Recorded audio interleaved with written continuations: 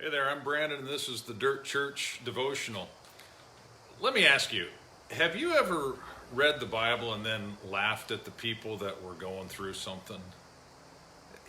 It sounds kind of bad, maybe, but I do it. I do it quite regularly. There is one passage that always makes me laugh, and it's out of Acts chapter 12. In fact, I was reading it the other day. In Acts chapter 12, Herod has taken on the idea of persecuting the church. He's killed James, the brother of John, and then he arrests Peter.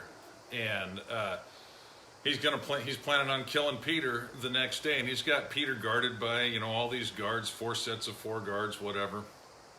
And it tells us that the church gathered together in prayer. Great. I mean, that's a good thing. We should be doing it. And in answer to their prayer, in the middle of the night, the Lord sends an angel who wakes Peter up and helps him escape from prison. All the chains fall off the guards, and Peter walks out. And Peter goes to the house that the church is gathered at, and he knocks on the door. This is what makes me laugh. He knocks on the door, and the servant girl, Rhoda, goes to the door, and she doesn't open it, but she listens through it, kind of a, who's there? And Peter replies, "It's Peter, let me in." And she gets all excited, and she runs back to the church, and she says, "Hey, Peter's at the door."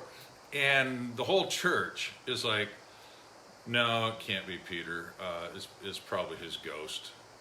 And so she goes back, because Peter's still knocking on it. She goes back. I guess, I don't know, maybe she goes, "Go away, ghost," or whatever. Anyway, he keeps knocking, and he speaks to her again, and she recognizes his voice, and she runs and tells everybody, "No, really, it's Peter. No, it can't be Peter," whatever. She opens the door, and they all see him, and then they're all excited. He has to hush them. What I laugh at every single time is the fact that the church is praying, but they have no faith. And I mean, it's great, it's beautiful that God heard their prayer and God answered their prayer in spite of their lack of faith. And we can take some lessons from that. I wouldn't encourage having a lack of faith. But as I laughed at it this last time, it struck me. Holy Spirit tapped me on the shoulder. God revealed, however you want to put it. I'm laughing at people, and I've done the exact same thing. In fact, recently did the exact same thing. And maybe some of you are guilty of it too. Think about this. We've been dealing with this coronavirus stuff, COVID-19, for a few months. I think back in March they started putting a lockdown on everything. And the church got together, and the church began praying, "Lord, put an end to this coronavirus, cut the deaths, do whatever, let's just stop this." And we've seen a sudden decline. I mean, they're saying less than 2% of the people that get it actually die, and so forth. And in the meantime, there's been all this other political unrest. There's been all these other things going on. And then they come out with new numbers, and every single number that they come out with is wrong. Their metrics are wrong, or whatever.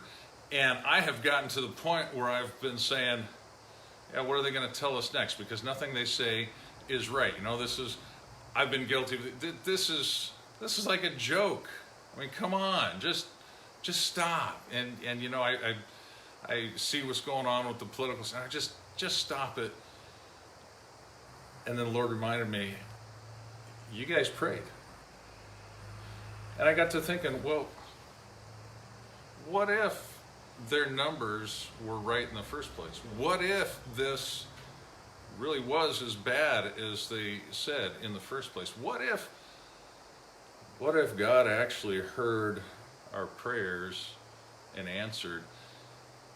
And what if we're standing here paying too much attention to the political stuff, paying too much attention to this other stuff going on, that we don't recognize God's hand in it, and we forget to thank Him? What if He sees that and says, "Hey, you're not going to pay attention to me. I don't know if I really need to answer your prayers so much anymore." That's just some speculation, but what I want you to get out of this, what I hope you get out of this, is simply this: Pay attention to how you're praying, because God is. He's paying attention. He's listening. And fortunately for us, He's still answering. Have a great day. You can chew on that for a while. If you like it, share it. If you don't, whatever. We'll talk to you next time.